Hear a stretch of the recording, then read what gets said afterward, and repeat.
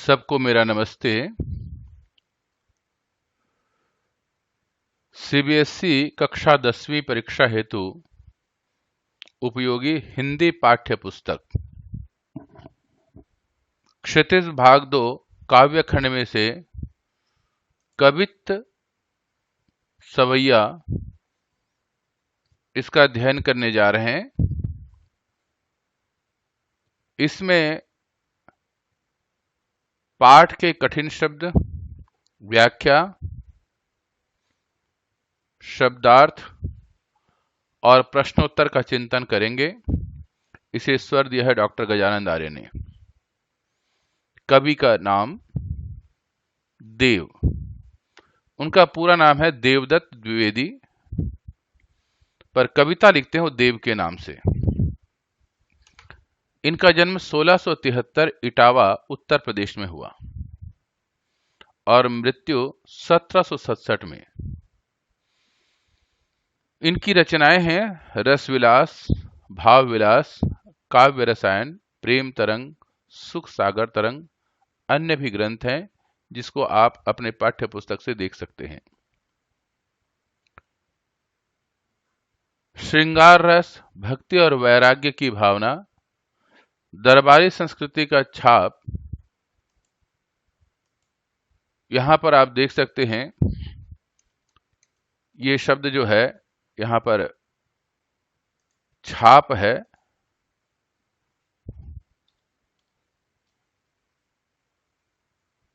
और इसको ये उनकी प्रकृति है। जब वो भी कोई भी अध्ययन करते हैं, लिखते हैं, तो उसमें ये सारी चीजें आपको मिलेगी। प्रकृति चित्रण भी उनका एक काव्यगत विशेषता है। कविता की जो भाषा शैली है वो ब्रज है। अलंकारों का प्रयोग किया गया है जिसमें से अनुप्रास, रूपक और उपमा अलंकार आपको देखने को मिलेगा। अब हम पाठ्य पुस्तक का अध्ययन करने जा रहे हैं। आप कवि देवदत्त का यहां पर चित्र देख रहे हैं। ये तीसरा पाठ है और देव इस कवि का नाम है, जिनका पूरा नाम देवदत्त द्विवेदी है। देव का जन्म इटावा उत्तर प्रदेश में सन 1673 में हुआ। उनका पूरा नाम देवदत्त द्विवेदी था। देव के आश्रयदाताओं में औरंगजेब के पुत्र आजम शाह भी थे। आश्रयदाता का मतलब यह है,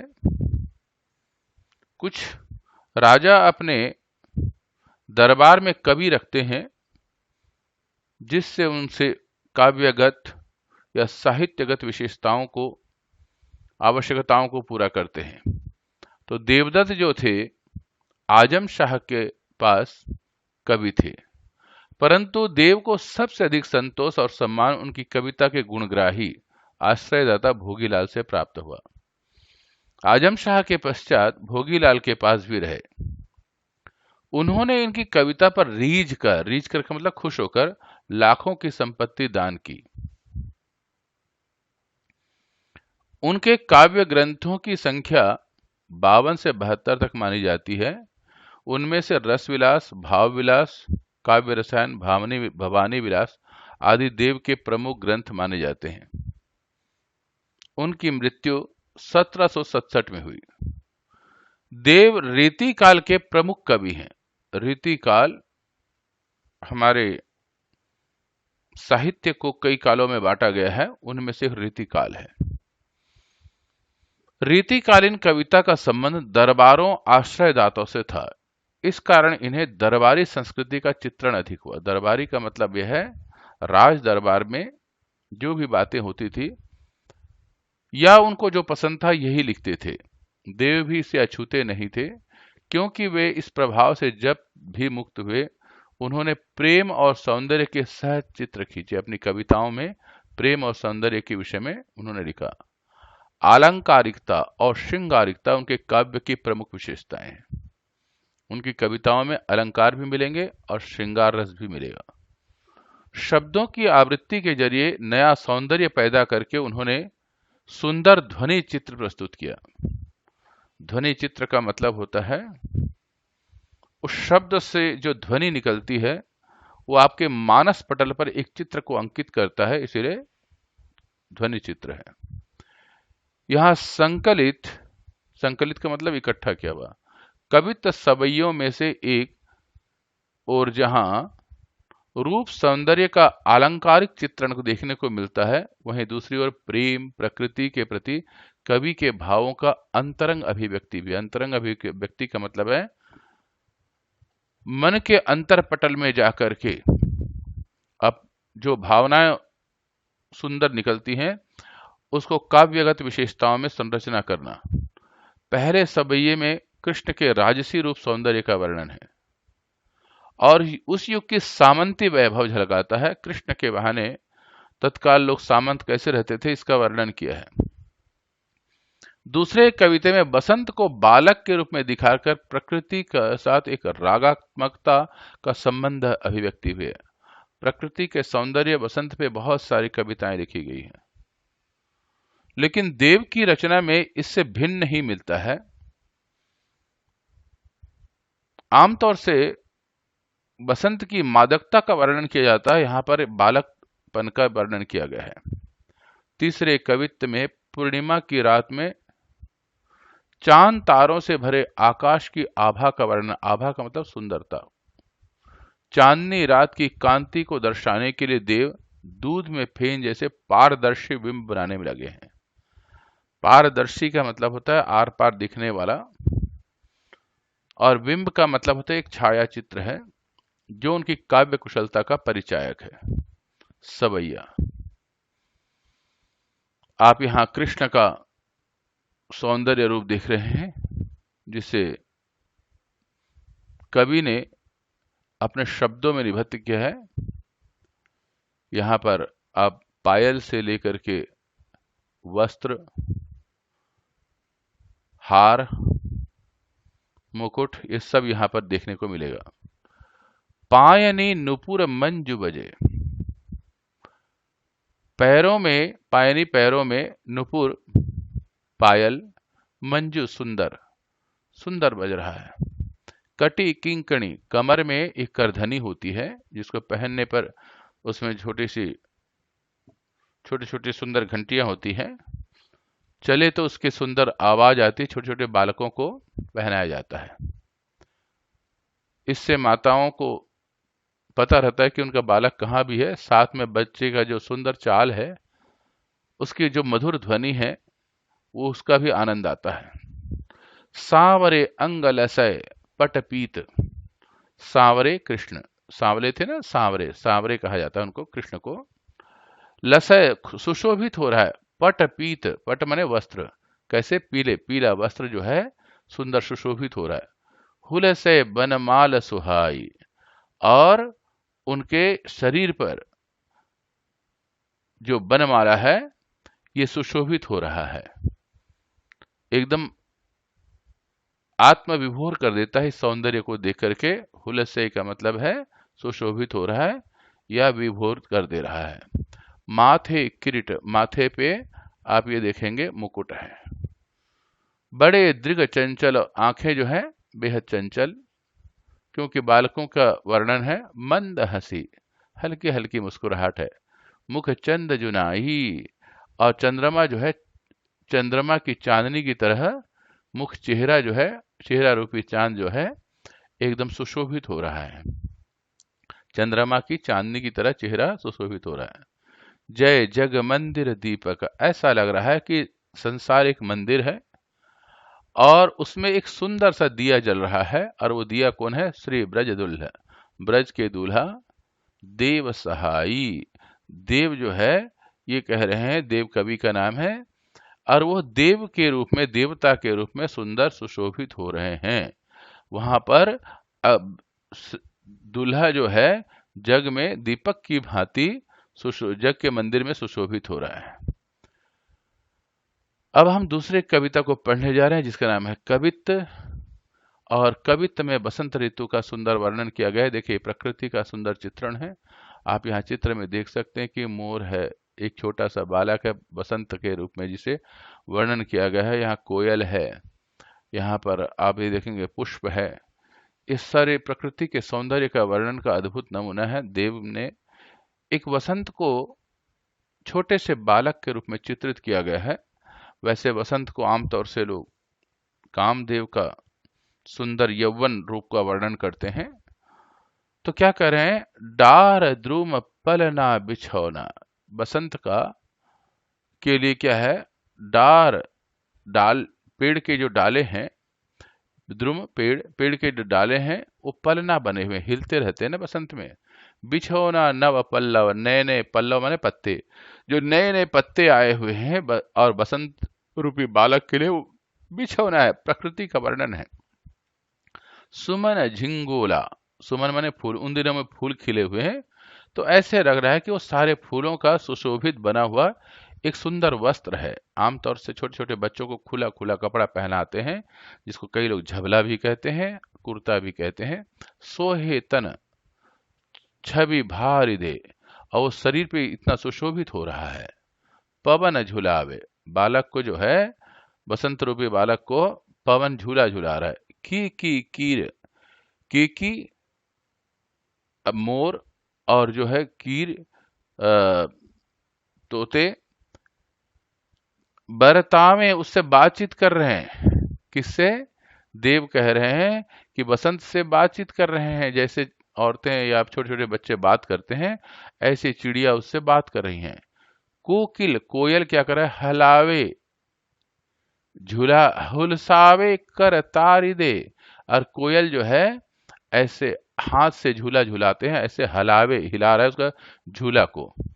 हुलसावे प्रसन्न कर रहे हैं, बच्चे को खुश कर रहे हैं। कैसे कर रहे हैं, तारी दे, ताली बजा बजा करके बच्चे के मन को आकर्षित कर रहे हैं। और कौन, कोयल। पूरी पराग सो उतारो कर राइनोन, कंजकली नायिका लतान सिर पे सारी दे। कंजकली कमल के छोटी छोटी कलियां, यहां पर उसे नायिका कहा है। कमल के फूल खिले, वो नायिका क्या कर रही हैं, लताओं की साड़ी बना करके, साड़ी वस्त्र उसको सिर पे डाल रखी हैं, और हाथ में एक राई नोन, ये बच्चों का नजर उतारते हैं। हमारी पुरानी परंपरा में ये कहा गया है कि बच्चों के ऊपर नजर बहुत जल्दी लगती है। तो यहाँ बालक कवि ने उसका वर्णन किया है। पूरी पराग, और कंजकली जो है, कमल की जो कली है, वो क्या कर रही है, पराग से भर करके पराग रूपी राई और नोन से उसका नजर उतार रही है। मदन महीपजु बालक बसंतताई। राजा कौन हो, मदन, मदन कामदेव जो राजा हैं, कामदेव को दुनिया का सबसे सुंदर पुरुष माना गया है और सौंदर्य का प्रतीक माना गया है। तो उसका जो बालक है वो कौन है, वसंत है। प्रताप ही जगावत गुलाब चटकारी दे, वहां पर गुलाब का फूल जो है, चटकारी का मतलब होता है चुटकियां, चुटकियां बजा बजा करके बालक को जगा रहे हैं। प्रकृति का अद्भुत सौंदर्य इसमें वर्णन देखने में मिलेगा। तो ये वसंत के ऋतु का सौंदर्य वर्णन है। देखो ये बालक का सुंदर है, पुष्प पर गुच्छ पे है, वसंत का मौसम, फूल खिले हुए हैं, गुलाब के फूल हैं। यहाँ पर आप देख रहे हैं, ये इसमें जो शब्द आया हुआ है, ये जो केकी और कीर, केकी और कीर, तो इस तरीके से इसका सुंदर वर्णन है। अगली कविता, कवित्त। कवित्त को जानने से पहले आप यह ध्यान दें, पूर्णिमा की रात है और चंद्रमा जो है पूरी 16 कलाओं से युक्त होकर के, अर्थात पूर्ण चंद्रमा ठीक समुद्र के मध्य से उग रहा हो, ऐसा प्रतीक हो रहा है। इसकी जो ज्योत्सना, जिसे चंद्रमा की चांदनी को ज्योत्सना भी कहते हैं, चंद्रमा की चांदनी सब तरफ बिखर रही है। लेखक जो है इसकी सौंदर्य का अपने शब्दों में निबद्ध कर रहे हैं, उसको लिख रहे हैं, कह रहे हैं, क्या कह रहे हैं, फटिक सिलाने चंद्रमा की चांदनी से, सौ सुधार्य सुधा मंदिर। जो समुद्र है उस सुधा का मंदिर है, अमृत का मंदिर है, क्योंकि उस पर चंद्रमा की चांदनी छिटकने से वो जल जो है रात्रि में स्फटिक के पत्थर की तरह लग रहा है। स्फटिक एक प्रकार का पत्थर होता है, पारदर्शी, और उसमें जैसे ही प्रकाश का जैसा प्रतिबिंब पड़ता है वैसा ही सुंदर लगता है। तो यहाँ पर चंद्रमा की चांदनी का जो प्रकाश है उससे उसकी खूबसूरती नजर आती है। उदधि समुद्र, दधि कोसो अधिकाय उमगे अमंद। यहाँ पर जो है बहुत सारा, ये जो है उमगे अधिक अमंद, अमंद का मतलब होता है बहुत अधिक, और उमगे प्रकट हो रहा है, उमड़ रहा है। क्या उमड़ रहा है?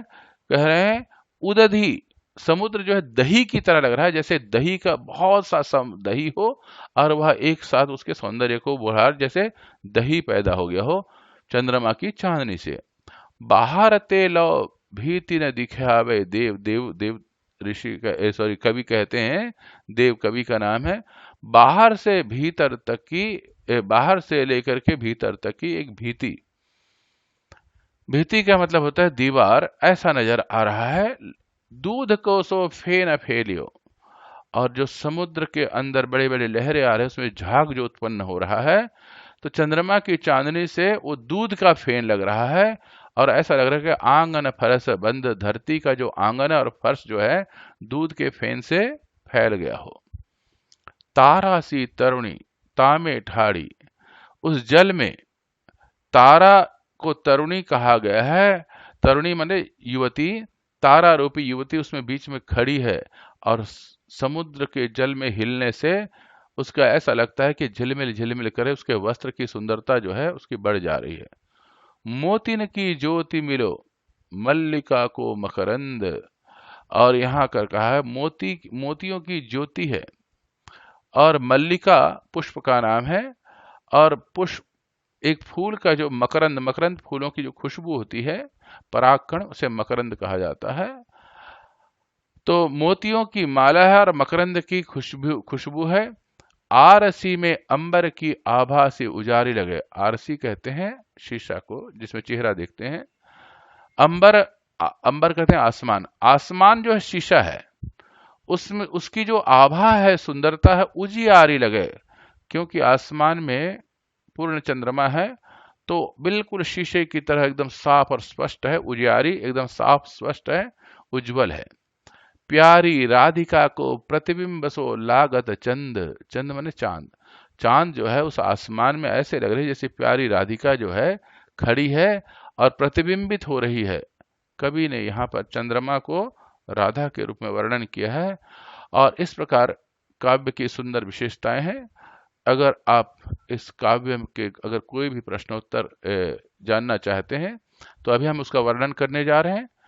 लेकिन अगर आपको कोई भी प्रश्न, कठिन शब्द का अर्थ समझ में न आए तो यहाँ से आप देख सकते हैं, और यहाँ पर आपको सारे शब्दों के, कठिन शब्दों के अर्थ मिल जाएंगे जहाँ भी समझ में न आए। और यह कवित्व क्या होता है, एक छंद होता है, तो उसके विषय में कैसे कितने शब्द होने चाहिए यहाँ पर उसका वर्णन है।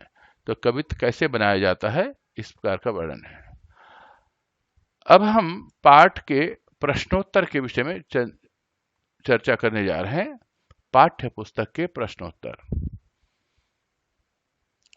पाठ्य पुस्तक के प्रश्नोत्तर को चिंतन करने से पहले फिर आपको याद दिला दूं कि आपके सीधे हाथ में एक सब्सक्राइब बटन है, इसको दबाएं और लाइक करें, और अपने किसी मित्र को भी भेजें ताकि उस पाठ का वो आनंद ले सके। प्रश्न 1, कवि देव ने श्री ब्रज दुल्ह के किसके लिए प्रयुक्त किया है? यहाँ टाइपिंग मिस्टेक है, ब्रज। उन्हें संसार रूपी मंदिर क्यों कहा गया है? देव ने यहाँ पर श्री ब्रज दुल्ह, टाइपिंग मिस्टेक, श्री कृष्ण भगवान के लिए प्रयुक्त किया है। देव जी के अनुसार श्री कृष्ण उनके प्रकाशमान दीपक की भांति जो उजाले से रूपी संसार,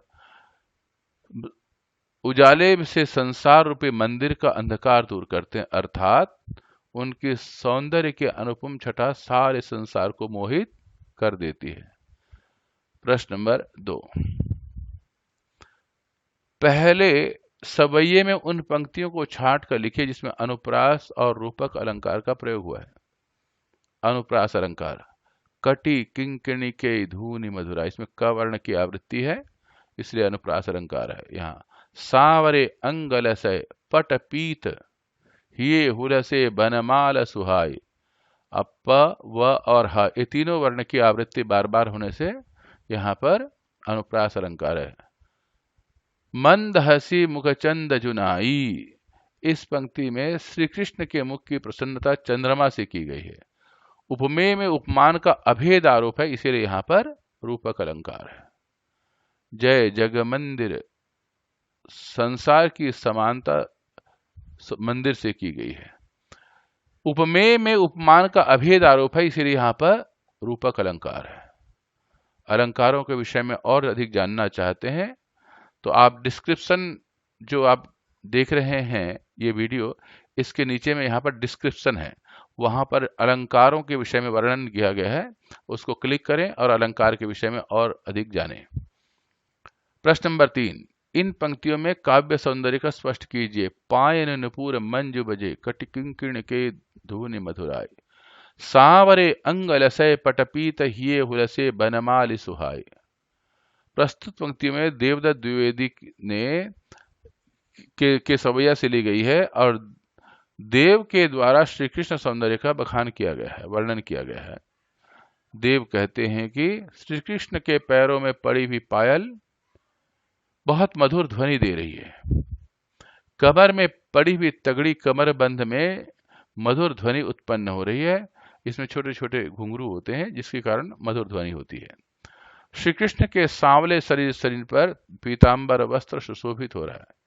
इस तरह गले में पड़ी हुई बनमाला बड़ी सुंदर लग रही है, अर्थात श्री कृष्ण पीतांबर वस्त्र के गले में बनमाला धारण अलग ही शोभा दे रहा है। उक्त पंक्तियों में सवैया छंद का प्रयोग किया है। ब्रज भाषा के प्रयोग से छंद में मधुरता का रस मिलता है। इन पंक्तियों में कटी किंकिणी पटपीत हिये उलसे, क प ह वर्ण एक से अधिक बार होने से अनुप्रास अलंकार है। दूसरे कवित्व के आधार से स्पष्ट करें, ऋतुराज वसंत के बाल रूप वर्ण परंपरागत वसंत वर्णन से किस प्रकार भिन्न है। दूसरे कवियों के द्वारा ऋतुराज वसंत को कामदेव मानने की परंपरा रही है, परंतु देव ने ऋतुराज वसंत को इस परंपरा से भिन्न एक बालक के रूप में चित्रित किया है। बसंत ऋतु को यौवन का ऋतु माना जाता है।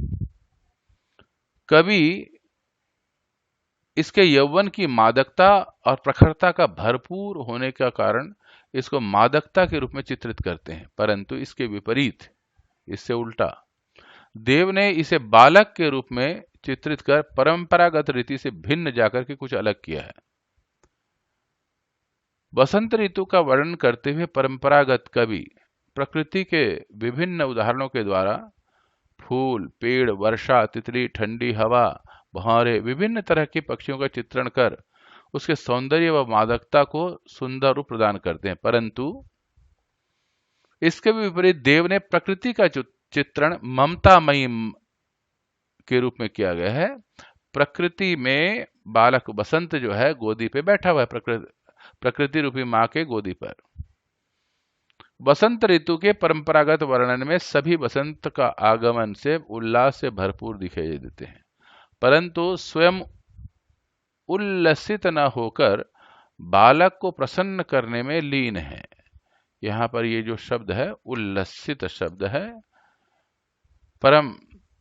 परंपरागत वसंत ऋतु में नायक नायिका को प्रेम क्रीड़ा में मग्न दर्शाया जाता है, परंतु देव के वसंत ऋतु में कमल रूपी नायिका को उसकी नजर उतारते हुए दर्शाया गया है।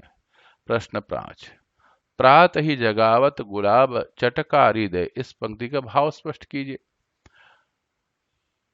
वसंत रूपी बालक का प्रकृति के माध्यम से लालन पालन करते हुए दर्शाया है। इस पंक्ति का भाव है, वसंत रूपी बालक पेड़ की डाल रूपी पालने में सोया हुआ है। सुबह गुलाब के फूल चटकारी दे अर्थात चुटकी दे करके जगा रहा है। वसंत आने पर प्रातःकाल गुलाब के फूलों का वसंत के समय खूब चटक कर खिलना ही कवि को ऐसे आभास दिलाता है मानो वसंत रूपी सोए हुए बालक को गुलाब की चुटकी बजाकर जगाने का प्रयास कर रहे हैं। प्रश्न 6, चांदनी रात की सुंदरता को कवि ने किन किन रूपों में देखा है? देवदत्त जी अर्थात कवि आकाश में चांदनी की सुंदरता अपने कल्पना सागर में रूप में, देखो पहले दिए, स्फटिक शिला के रूप में। दूसरा, दही का समंदर कहा है। तीसरा, चांदनी समस्त आकाश में फैली हुई है तो ऐसा लग रहा है कि जैसे दूध का फेन सब तरफ फैल गया हो, झाग। आगे कहते हैं तारे नायिका के वेश में धारण कर रखी हैं और अपनी सुंदरता बिखेर रही हैं, राधा रानी की छवि का आभास दिलाते हैं। प्रश्न 7, प्यारी राधिका सो प्रतिबिंब चंद लगत, इस पंक्ति का भाव स्पष्ट करके इसमें कौन सा अलंकार है बताइए। चंद्रमा का सौंदर्य का श्रेष्ठतम उदाहरण है, परंतु कवि ने इस परंपरा को राधिका के विपरीत राधिका की सुंदरता को चांद की सुंदरता से श्रेष्ठ दर्शाया है। चांद के सौंदर्य को राधिका का प्रतिबिंब बताया है। यहाँ चांद के सौंदर्य की उपमा राधा के सौंदर्य से नहीं की गई, बल्कि चांद को राधा से हीन बताया गया और यहाँ पर चंद राधा की सुंदरता ज्यादा है, इसलिए व्यतिरेक अलंकार है, उपमा अलंकार नहीं कहा जा सकता। प्रश्न 8, तीसरे कवित्व के आधार पर बताइए कि कवि ने चांदनी रात की उज्ज्वलता का वर्णन करने के लिए किन किन उपमानों का प्रयोग किया है। कवि ने चांदनी की रात की उज्ज्वलता का वर्णन करने के लिए स्फटिक शिला से बने हुए मंदिर का, दही के समुद्र का, दूध जैसे झाग आदि उपमानों का प्रयोग करके कवित्व की सुंदरता को 4 चांद लगा दिया है। प्रश्न 9, पठित कविताओं के आधार पर देव की काव्यगत विशेषताएं बताइए। देव की काव्यगत विशेषता भाषा का महत्वपूर्ण स्थान है। उनकी भाषा बेहद मंजी हुई है, कोमलता, माधुर्य, ये सारे गुण उसमें ओतप्रोत हैं। ब्रज भाषा में ये कविता लिखी गई है, उसके सिद्धहस्त हैं। उनकी काव्यों की भाषा में अनुप्रास अलंकार का विशेष स्थान है। उपमा और रूपक अलंकार भी सुंदर प्रयोग में आते हैं। देव ने प्रकृति चित्रण को विशेष महत्व दिया है। वे प्रकृति चित्रण में बहुत ही परंपरागत कवि हैं और वे प्रकृति चित्रण में नई उपमाओं के माध्यम से उसे रोचक और सजीव रूप दे देते हैं, जिससे उसमें नवीनता का रूप प्राप्त होता है। उदाहरण के लिए उन्होंने अपने दूसरे कवित्व में सारी परंपराओं को तोड़कर वसंत को नायक रूप में न दर्शाकर शिशु के रूप में चित्रित किया है। इस प्रकार हमने इस पाठ का विशद चिंतन किया।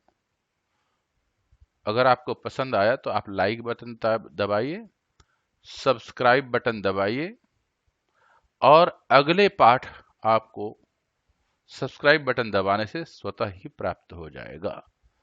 हम 10वीं के पूरे कोर्स का यहाँ पर व्याख्या कर रहे हैं, क्षितिज और साथ में दूसरी पुस्तक कृतिका भाग 2, इसका पूरी व्याख्या आप सुनेंगे। 12वीं का भी व्याख्या आपको पुस्तक अंतरा और अंतराल की व्याख्या में प्राप्त है, तो उसके लिए आपको डिस्क्रिप्शन बटन में जाकर के यहाँ पर आपको नीचे मिल जाएगा। जिस भी पाठ को पढ़ना चाहते हैं या यूट्यूब में जाकर के डॉक्टर गजानंद आर्य को क्लिक करें, वहां पर जो जो पाठ आप पढ़ना चाहते हैं 10वीं या 12वीं या 11वीं के, वो सारे आपको प्राप्त हो जाएंगे। सभी को मेरा नमस्कार और प्रेम भरा नमस्ते के साथ माँ सरस्वती कृपा और आशीर्वाद सबके ऊपर बना रहे, इन्हीं कामनाओं के साथ इस अगले पाठ के लिए हम आपको पुनः आमंत्रित करते हैं और आप अपने मित्रों को 10वीं 11वीं 12वीं के सभी मित्रों को इसके विषय में बताएं ताकि सबको सुविधा हो। सबको नमस्ते।